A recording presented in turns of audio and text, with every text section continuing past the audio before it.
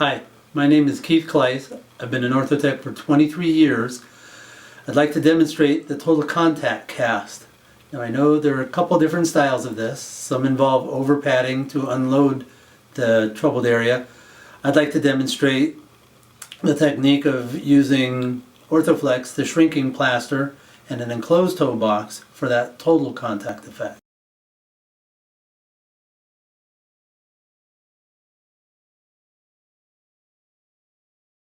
So these are the supplies we're going to need to make this cast.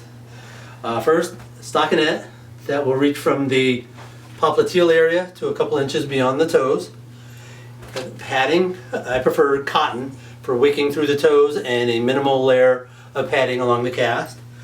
Then we'll go to the Orthoflex, the shrinking plaster, for that total contact effect. Then we'll strengthen the cast with 3-inch and 4-inch white fiberglass for the base cast. There will be felt up the tibial spine. Now I've found some patients complaining about just felt not being enough padding, especially around the tuberosity. So I've incorporated the foam padding underneath the felt, and I've gotten a lot of compliments and results with that. The foam is also for enclosing the toe box. And finally, the colored fiberglass for the final layer of strength and the aesthetic beauty of it all. Of course, you've got your gloves, your scissors, and tape for the edges. And I will also tape a medical chuck to my thigh. Since you cannot use a foot stand on this type of total contact cast, I think the most difficult part of this is keeping the patient's ankle at 90, so I will rest the foot on the thigh during the entire casting process.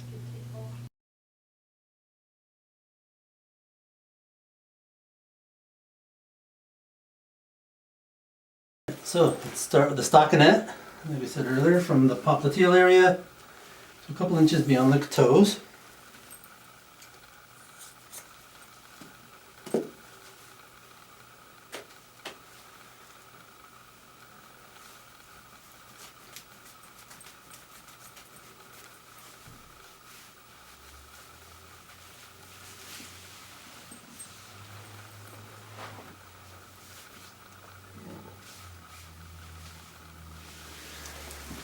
And before we pull it there, we're going to wick the toe. So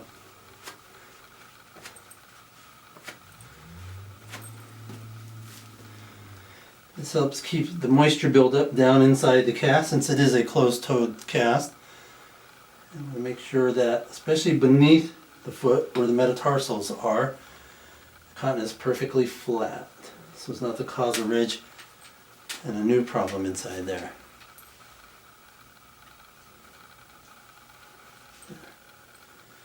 Now we'll bring the stocking out beyond the toes.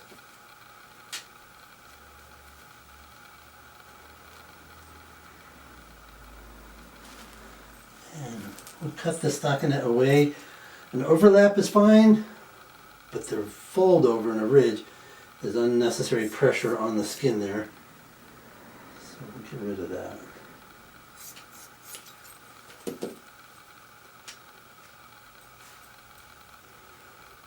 And now,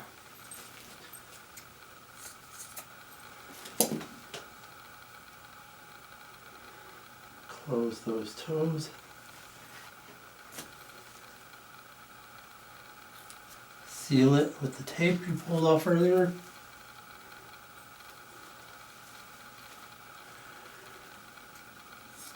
Trim the excess. Get no wrinkles pushing on the skin.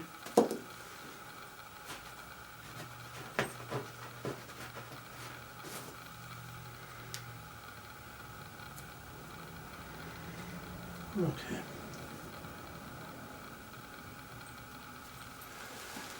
And a piece of foam that will go up the tibial spine, we can place that on now, since it will hold itself in place. The felt we will hold in place with the padding.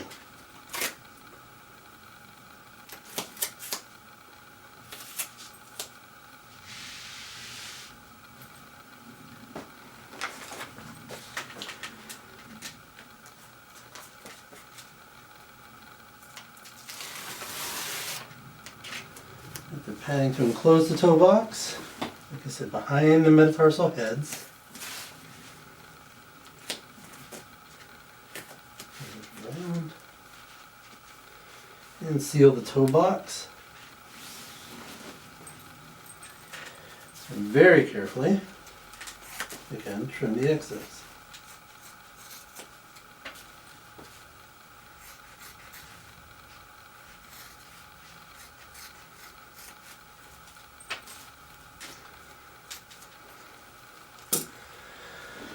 Alright, like I said, balance the foot on the thigh to keep the 90 degrees, because if a patient drops out of 90 and you bring it up later, the padding and especially the casting material puts a dangerous amount of pressure in the dorsum of the foot and actually encroach on the vascular return of the blood flow from the foot back to the heart.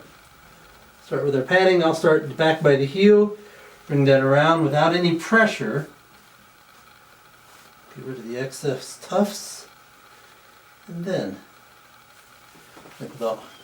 bring under the foot, keep the foot at 90, supporting it with the hands. Slight tension on the cotton, like with any casting. The cotton determines the tightness of the cast.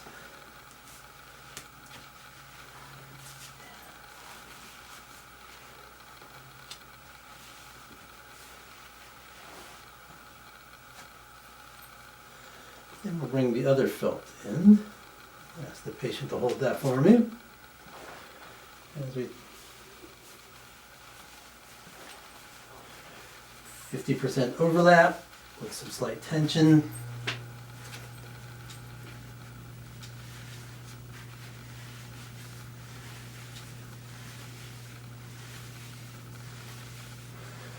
And I will go an extra wrap or two at the top. Really consider that over padding since it's the biggest part of the calf area. Get rid of our excess felt. Check there are no wrinkles, adequate padding for the heel. And glove up. I will double glove now that they no longer have powder in gloves. I like to use a second set of gloves for peeling the edges back and the final layer of fiberglass.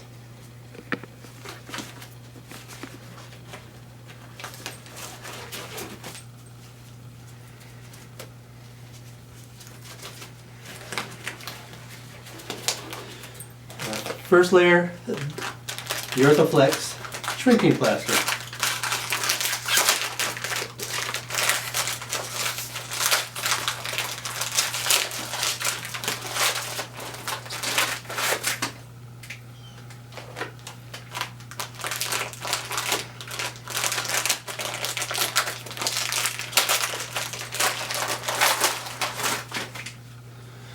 Now, a little advice, I would leave the tab sticking out like that, because once you dip this in water and the elasticity takes effect, it comes out almost like crepe paper or Coban, and it can get a little difficult to find the edge.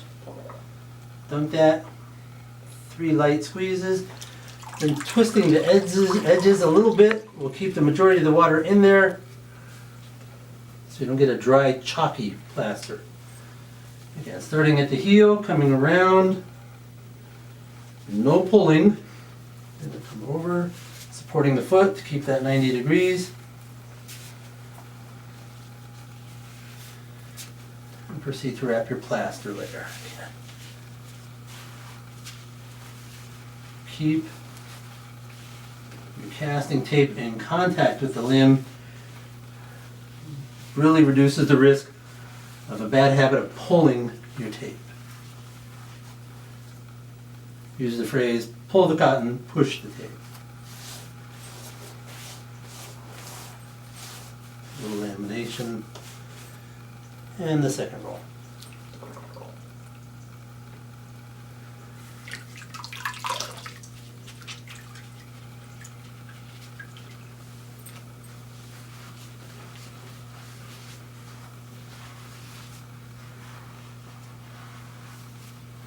There's no need to use the entire second roll. What you don't need, just get rid of. You don't need to increase the squeeze or the thickness of the cast. Again, laminate your plaster. Looks good. And we'll start the fiberglass.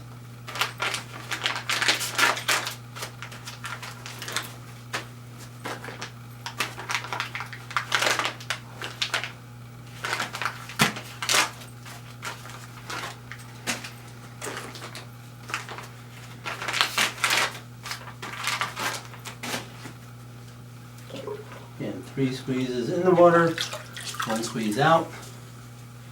I'm going to start at the heel again and come over, cross over the toe area and supporting the foot.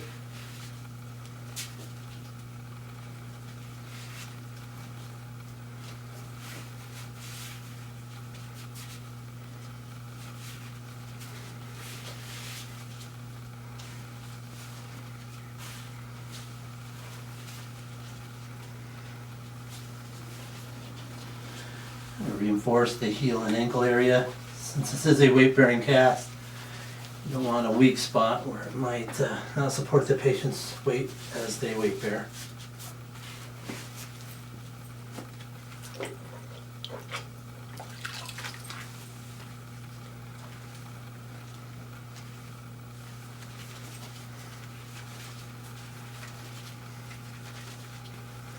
Now, unlike the plaster, any leftover fiberglass, by all means, go ahead and come on back down the leg, reinforce the strength of the cast.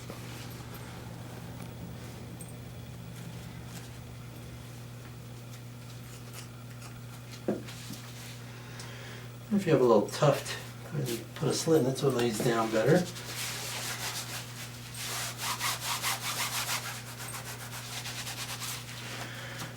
Multi-arch, the metatarsals.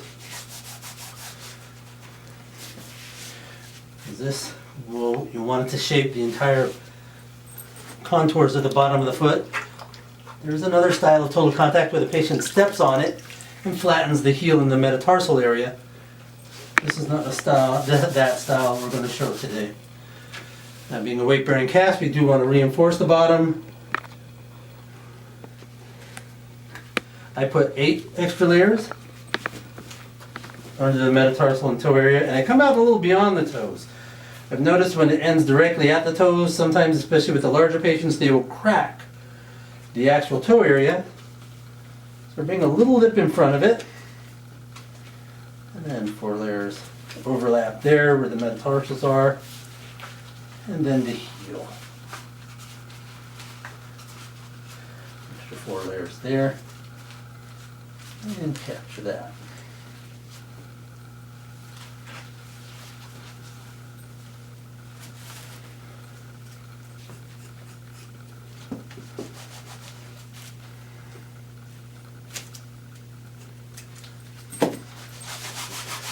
Some lamination and molding still.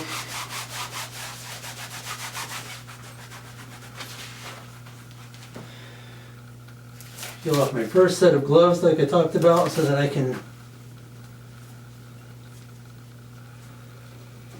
overlap the cotton at the top of the cast. And fold your stocking over the padded edge. Now for the final layer, even if the patient only wants white, you still want an additional layer for strength and to hold all your edges in.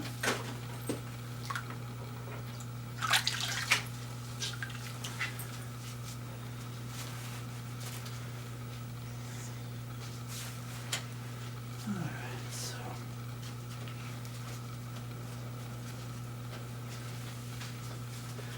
and I'll go around twice just for the strength and contour of the toe area.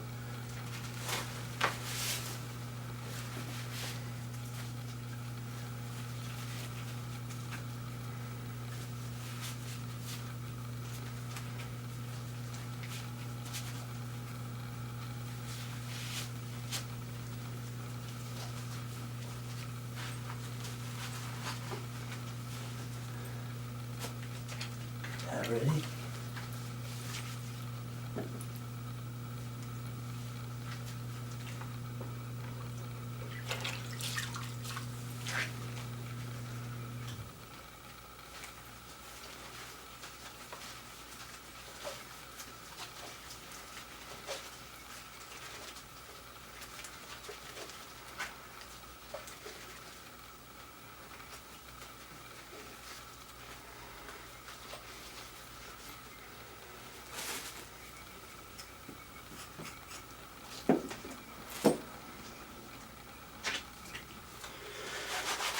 and laminate your final layer.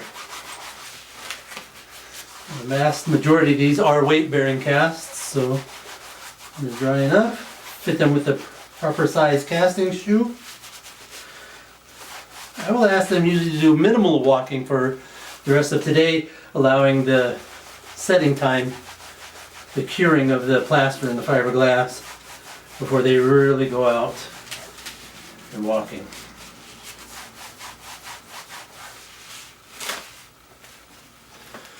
There we have it.